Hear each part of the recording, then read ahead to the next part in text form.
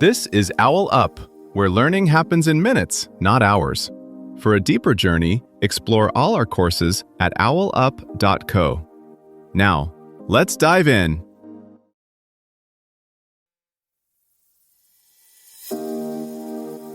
Welcome back to Chapter 2 of Prioritize Like a Pro, where today we're diving into an essential topic: identifying urgent versus important tasks.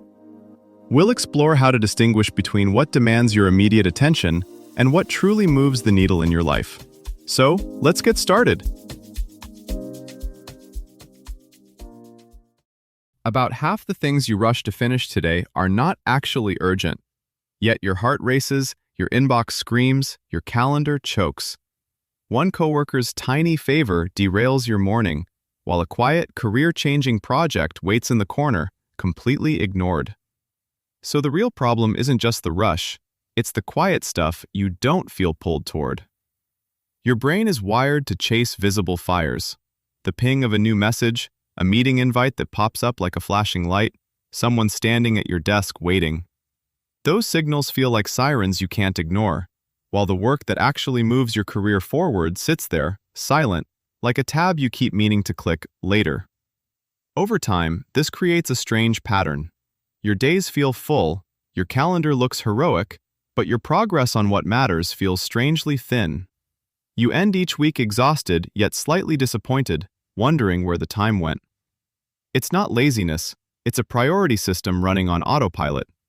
This episode is about interrupting that autopilot, training yourself to see, in real time, which tasks truly deserve your best hours and which only pretend to be important. Think of today's to-do list as a crowded train station.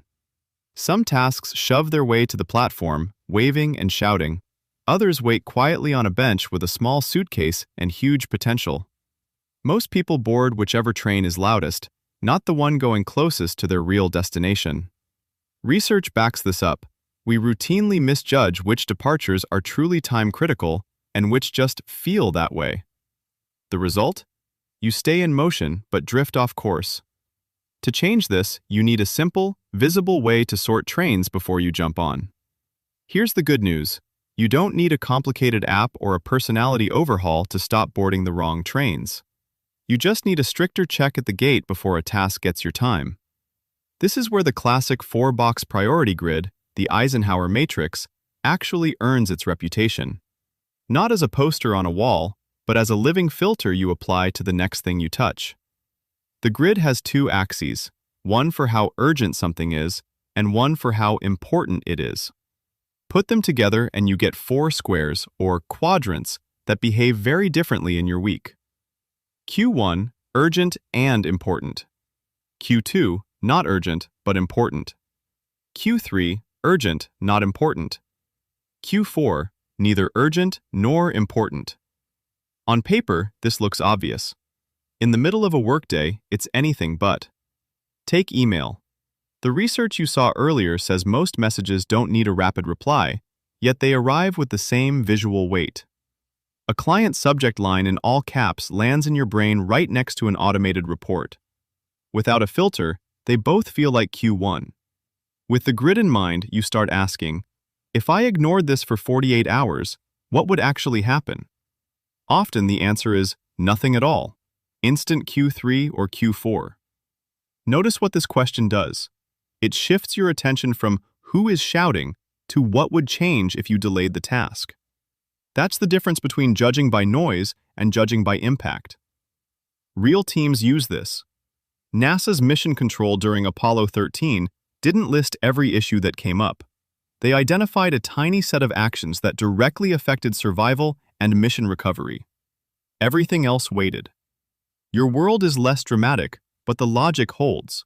Fewer Q1 items than you think truly deserve panic-level response. Most careers stall not because people ignore crises, but because they starve Q2. Deep work, relationship building, long-term projects. These rarely demand you have to consciously choose them. Harvard Business Review's finding that managers who devote at least a quarter of their time to Q2 double their odds of hitting strategic targets isn't magic. It's arithmetic. More time in the right quadrant compounds. Think of Q2 work like planting a row of slow-growing trees along a path. On day 1, nothing looks different. 6 months in, there's shade where there used to be heat, and everyone thinks it appeared suddenly. Consider 3 snapshots from a single week. On Monday, a product manager spends the morning replying to every quick question in chat. By lunch, she's a hero in 5 threads and behind on the roadmap she'll be judged on at year's end. Those chats? Mostly Q3. The roadmap thinking time she bumped. Classic Q2. On Wednesday, an engineer blocks 2 hours labeled System Health Review. No one pings him because his calendar shows busy. In that quiet block, he spots a scaling risk that would have turned into a 2 a.m. outage next quarter. 2 hours in Q2 just erased a future mountain of Q1. On Friday, a team lead looks at a full afternoon and deliberately drops 1 standing status meeting. In its place, she schedules one-on-ones with 2 high-potential reports and a draft session for next quarter's proposal. Her calendar didn't get lighter, it got sharper. Notice the pattern. Nobody worked more hours. They simply stopped letting other people's clocks choose their quadrant for them. Your future workload won't just be longer, it'll be louder. AI will pre-label requests, calendars will suggest focus zones, and dashboards will quietly expose how much of your week leaked into low-value work. That transparency cuts both ways. It can protect your attention or just create fancier noise. The real shift is this: priority skills become a health skill and a career skill. Like posture, you'll either train it on purpose, or tech and other people's plans will bend it for you. Your week is basically a series of doors. Some swing open on their own, others stay closed until you turn the handle. Urgent noise throws doors wide. The work that shapes your next role often waits behind the quiet ones. Your challenge this week: twice a day, pause and rename one later door as now, then step through it on purpose. This was OwlUp, your daily step forward. To keep learning with structured courses and more insights, go to owlup.co. Until tomorrow!